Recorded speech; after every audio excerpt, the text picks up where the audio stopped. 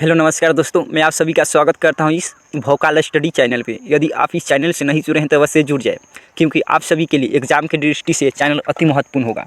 क्योंकि आप सभी का क्लास 10th का सभी विषय का दीर्घ उत्तरीय और लघु उत्तरीय यानी सब्जेक्टिव और ऑब्जेक्टिव क्वेश्चन आंसर इस चैनल पर आता रहेगा। ठीक है, तो अवश्य इस चैनल को सब्सक्राइब करें। तो चलते हैं, आज का इस वीडियो के माध्यम से हम लोग जानेंगे आप सभी का विषय हिंदी गठखंड फर्स्ट चैप्टर है श्रम विभाजन और जाति प्रथा, जिनके लेखक हैं भीमराव अंबेडकर। तो श्रम विभाजन जाति प्रथा एक निबंध है। निबंध के बारे में हम आपको पढ़कर बिल्कुल बारीकी से बताएंगे। आपको सिर्फ सुनना है, तब इसके बाद में मैं ऑब्जेक्टिव क्वेश्चन लेकर आऊँगा और आपको आंसर देना है। तो चलते हैं, इसको हम पढ़कर अच्छे से आपको सुनाते हैं। आपको सिर्फ सुनना है, ठीक है। कहानी निबंध है यह। तो चलते हैं। तो देखिए, कुछ भी करने से पहले इनके लेखक के बारे में भी पूछना आवश्यक है, जानना आवश्यक है, क्योंकि लेखक के बारे में भी एग्जाम में काफ़ी बार पूछ लिया जाता है कि उनका जन्म कब हुआ, उनका पिता का नाम क्या था और मृत्यु कब हुआ, ऐसे पूछ लिया जाता है। तो चलते हैं, श्रम विभाजन और जाति प्रथा निबंध के लेखक भीमराव अंबेडकर हैं। तो उनके लेखक के बारे में जान लेते हैं।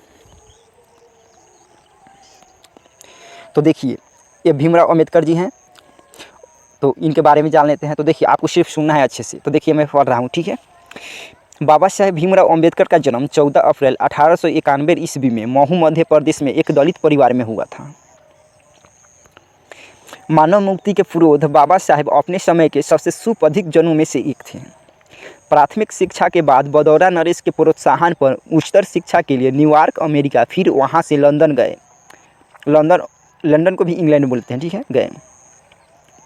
उन्होंने संस्कृत का धार्मिक, पौराणिक और पूरा वैदिक वाङ्मय अनुवाद के जरिए पढ़ा और ऐतिहासिक सामाजिक क्षेत्र में अनेक मौलिक स्थापनाएं प्रस्तुत की। सब मिलकर वे इतिहास मीमांसक, विधिवेता, अर्थशास्त्री, समाजशास्त्री, शिक्षाविद तथा धर्म दर्शन के व्याख्याता बनकर उभरे। स्वदेश में कुछ समय उन्होंने वकालत भी की। तो थोड़ा इसको आगे ले लेते हैं, ठीक है। यहाँ से पढ़ते हैं। समाज और राजनीतिक में बेहद सक्रिय भूमिका निभाते हुए उन्होंने अछूतों स्त्रियों और मजदूरों को मानवीय अधिकारों और सम्मान दिलाने के लिए अथक संघर्ष किया। उनके चिंतन व रचनात्मकता के मुख्यतः 3 प्रेरक व्यक्ति रहे: बुद्ध, कबीर और ज्योतिबा फुले। भारत के संविधान निर्माण में उनकी महंती भूमिका और एकनिष्ठ समर्पण के कारण आज हम उन्हें भारतीय संविधान का निर्माता कहकर श्रद्धांजलि अर्पित करते हैं। दिसंबर 1956 ईस्वी में दिल्ली में बाबा साहेब का निधन हो गया, ठीक है। तो देखिए, हम लोग उनका जन्म जाने, कहाँ हुआ था, कब हुआ था, महू मध्य प्रदेश में हुआ था, और उनका निधन कहाँ हुआ, तो दिल्ली में दिसंबर 1956 में। इतना हम जाने। और भीमराव अंबेडकर जी से प्रेरक 3 व्यक्ति थे। कौन कौन थे, तो बुद्ध, कबीर और ज्योतिबा फुले, ठीक है। और आगे इसको पढ़ते हैं। बाबा साहेब ने अनेक पुस्तकें लिखी। उनकी प्रमुख रचनाएं एवं भाषण हैं। तो यहाँ से देखेंगे, ठीक है। तो इसको ऊपर कर लेते हैं, हम पढ़ के बताते हैं। द कास्ट इन इंडिया, ठीक है। The mechanism, genesis and development, the untouchables, who are Shudras, Buddhism and communism, Buddha and his dharma, thoughts on liberty states, the rise and fall of the Hindu women, annihilation of caste आदि। हिंदी में उनका संपूर्ण वाङ्मय भारत सरकार के कल्याण मंत्रालय से बाबा साहेब अम्बेडकर संपूर्ण वाङ्मय नाम से 21 खंडों में प्रकाशित हो चुका है। तो देखिए, यहाँ से बाबा साहेब भीमराव अम्बेडकर के प्रमुख रचनाएं हम लोग देखें, जाने, और वह 21 खंडों में नाम से प्रकाशित हैं, ठीक है। आगे पढ़ते हैं। यह प्रस्तुत पाठ बाबा साहेब के विख्यात भाषण एनिहिलेशन ऑफ कास्ट के ललई सिंह यादव द्वारा किए गए हिंदी रूपांतरण जाति भेद का उच्छेद से किंचित संपादन के साथ लिया गया है। यह भाषण जाति पाति तोड़कर लाहौर के वार्षिक सम्मेलन सन 1936 के अध्यक्षीय भाषण के रूप में तैयार किया गया था। यहाँ तक आ गए, ठीक है। तो देखिए, जो हम लोग श्रम विभाजन और जाति प्रथा पढ़ रहे हैं, ये लाहौर में एक सम्मेलन हो रहा था, वार्षिक सम्मेलन। उसके लिए बाबा साहेब ने तैयार किए थे, परंतु कुछ स्थगित हो जाने के कारण वो नहीं हुआ, ठीक है। कब हो रहा था, तो सन 1936 में। तब उसके बाद में ललई सिंह यादव के द्वारा ये हम लोग के बीच में रूपांतरित हिंदी में होकर उभरा है। तो चलते हैं आगे। प्रस्तुत इसकी क्रांतिकारियों दृष्टि से आयोजकों की पुनः सहमति न बन सकने के कारण सम्मेलन को स्थगित कर दिया गया और यह पढ़ा ना जा सका। बाद में बाबा साहेब ने इसके स्वतंत्र पुस्तिका का रूप दिया। प्रस्तुत आलेख में वे भारतीय समाज में श्रम विभाजन के नाम पर मध्ययुगीन अशिष्ट संस्कारों के रूप में बरकरार जाति प्रथा पर मानवीयता, नैसर्गिक न्याय एवं सामाजिक सद्भाव की दृष्टि से विचार करते हैं। तो इसको थोड़ा ऊपर ले लेते हैं, ठीक है। विचार करते हैं जाति प्रथा के विषमतापूर्वक सामाजिक आधारों, रूढ़ पूर्वग्रहों और लोकतंत्र के लिए इसकी अर्थव्यवस्था प्रकृति पर भी यह एक विधिवेता का दृष्टिकोण उभर सका। भारतीय लोकतंत्र के भावी नागरिकों के लिए यह एक आलेख अत्यंत शिक्षाप्रद है। तो हम लोग लेखक के बारे में जाने और अब जानेंगे निबंध के बारे में पढ़ के बताएंगे, ठीक है।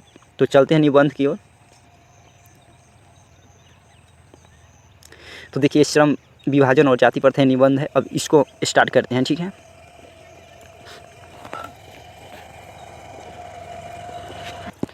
तो चलते हैं ये श्रम विभाजन और जाति प्रथा निबंध को स्टार्ट करते हैं यहाँ से, ठीक है। यह विडंबना की ही बात है कि इस युग में भी जातिवाद के पोषकों की कमी नहीं है। इसके पोषक कई आधारों पर इसका समर्थन करते हैं। समर्थन का एक आधार यह कहा जाता है कि आधुनिक सभ्य समाजकारी कुशलता के लिए श्रम विभाजन को अवश्य मानता है और चूँकि जाति प्रथा भी श्रम विभाजन का ही दूसरा रूप है, इसीलिए इसमें कोई बुराई नहीं है। इस तर्क के संबंध में पहली बात तो यही आपत्तिजनक है कि जाति प्रथा श्रम विभाजन के साथ साथ श्रमिक विभाजन का भी रूप लिए हुए हैं। थोड़ा ऊपर को कर लेते हैं, यहाँ से है। श्रम विभाजन निश्चय ही सभ्य समाज की आवश्यकता है, परंतु इसकी भी सभ्य समाज में श्रम विभाजन की व्यवस्था श्रमिकों के विभिन्न वर्गों में अस्वाभाविक विभाजन नहीं करती। भारत की जाति प्रथा की एक और विशेषता यह है कि यह श्रमिकों का अस्वाभाविक विभाजन को ही नहीं करती, बल्कि विभाजित वर्गों को एक दूसरे की अपेक्षा ऊंच नीच भी करार देती है, जो कि विश्व के किसी भी समाज में नहीं पाया जाता, ठीक है। अब यहाँ से स्टार्ट करेंगे। जाति प्रथा को यदि श्रम विभाजन मान लिया जाए तो यह स्वाभाविक विभाजन नहीं है, क्योंकि यह मनुष्य की रुचि पर आधारित नहीं है। कुशल व्यक्ति या सक्षम श्रमिक समाज का निर्माण करने के लिए यह आवश्यक है कि हम व्यक्तियों की क्षमता इस सीमा तक विकसित करें जिससे वह अपने पेशा या कार्य का चुनाव स्वयं कर सके। थोड़ा ऊपर को ले लेते हैं।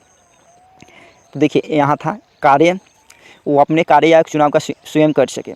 इस सिद्धांत के विपरीत जाति प्रथा का दूषित सिद्धांत यह है कि इसमें मनुष्य के प्रशिक्षण अथवा उसकी निजी क्षमता का विचार किए बिना दूसरे ही दृष्टिकोण जैसे माता पिता के सामाजिक स्तर के अनुसार पहले से ही अर्थात गर्भधारण के समय से ही मनुष्य का पेशा निर्धारित कर दिया जाता है, ठीक है। यहाँ तक देख लिए हम लोग, यहाँ तक।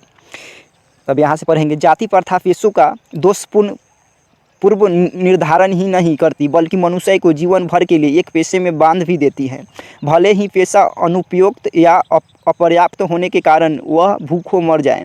आधुनिक युग में यह स्थिति प्रायः आती है, क्योंकि उद्योग धंधों की प्रक्रिया व तकनीकी में निरंतर विकास और कभी कभी अकस्मात परिवर्तन हो जाता है, जिसके कारण मनुष्य को अपना पेशा बदलने की आवश्यकता पड़ जाती है। थोड़ा ऊपर ले लेते हैं,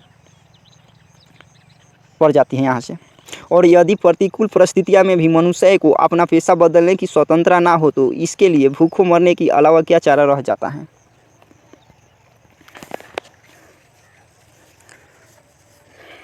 जाति प्रथा किसी भी व्यक्ति को ऐसा पेशा चुनने की अनुमति नहीं देती है जो उसका पैतृक पेशा ना होकर भले ही वह उससे पारंगत हो। इस प्रकार पेशा परिवर्तन की अनुमति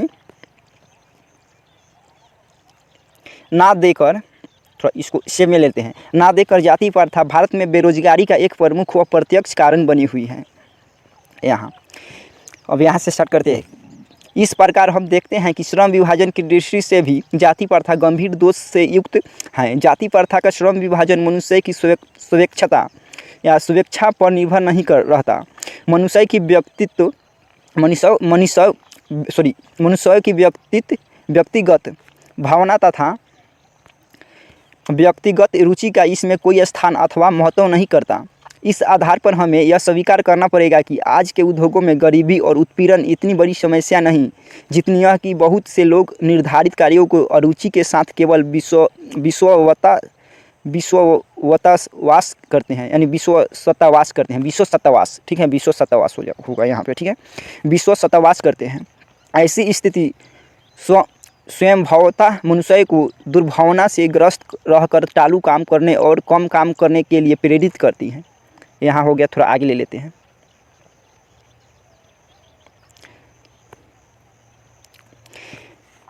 ऐसी स्थिति में जहाँ काम करने वालों का ना दिल लगता हो ना दिमाग, कोई कुशलता कैसे प्राप्त की जा सकती है। अतः यह निर्विवाद रूप से सिद्ध हो जाता है कि आर्थिक पहलू से भी जाति प्रथा हानिकारक प्रथा है, क्योंकि यह मनुष्य की स्वाभाविक प्रेरणा, रुचि व आत्मा शक्ति को दबाकर उन्हें अस्वाभाविक नियमों में जकड़ कर निष्क्रिय बना देती है।